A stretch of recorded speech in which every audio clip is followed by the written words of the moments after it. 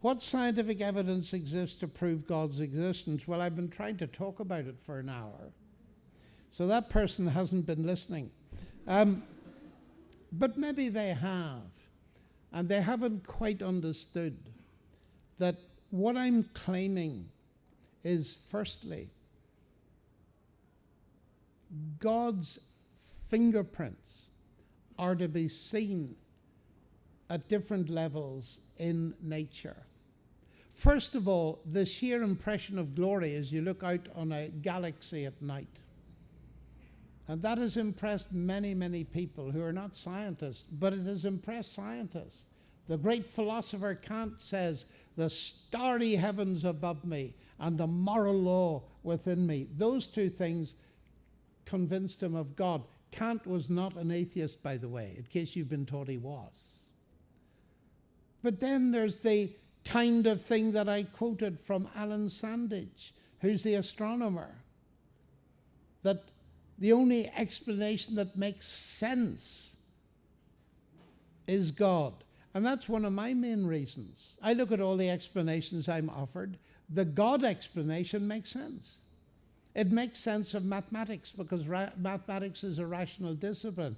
It makes sense of the fact that mathematics can describe the universe out there. And then, of course, I believe that in biology, DNA and its structure, in the nature of its complexity, not its complexity, but the nature of it. Antony Flew was a world-famous atheist. He was a Richard Dawkins when I was a young person. And he came to believe in God. Why? Because someone told him that DNA is written in a language. And he said, the only explanation I can have for that that makes sense is God. So in all of those ways. But that's only the start of the evidence for God.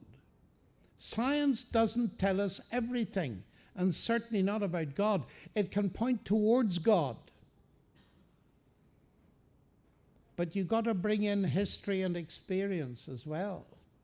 Because you see, Christianity claims to be a historical revelation. It's geared into history. It talks about a person and what he did and where he lived. And it claims that he died and he rose again and he ascended.